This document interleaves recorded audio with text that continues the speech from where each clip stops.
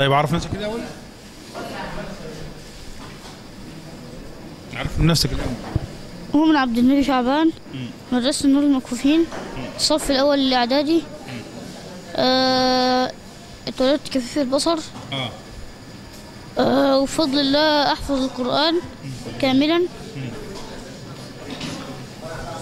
طب تم تكريمك في المدة السابقة؟ أيوة، في مسابقة القرآن في الحق في الحياة.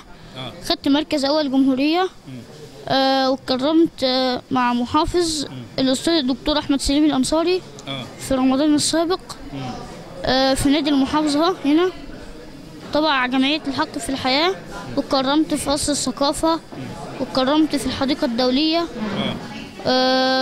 واتكرمت. نعلم بقى ان انت تتمتع بجزء من الموهبة في الإنشاد الديني وفي التواشيح، عاوزين نستمتع بجزء منه يعني.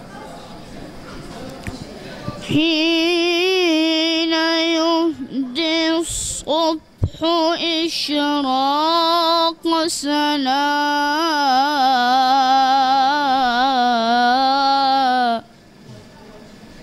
حين يهدي الصبح إشراق سنا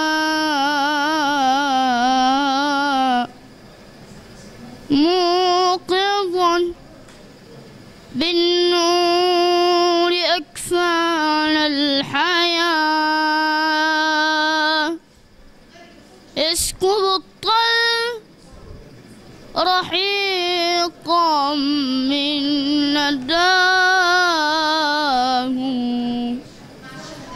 الضحى من نور من والندى من فيض من الضحى من نور من والندى من فيض من سبحت لله في العش الطيور ترسل الألحان عطرا في الزهور سبحت لله في العش الطيور ترسل الألحان عطرا في الزهور عيشها في رزق من وهي أيضا صنع من الصانع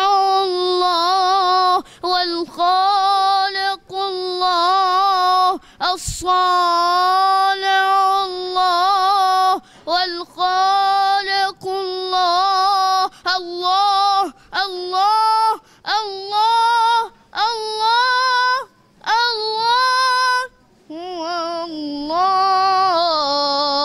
أحسنت يا ماما.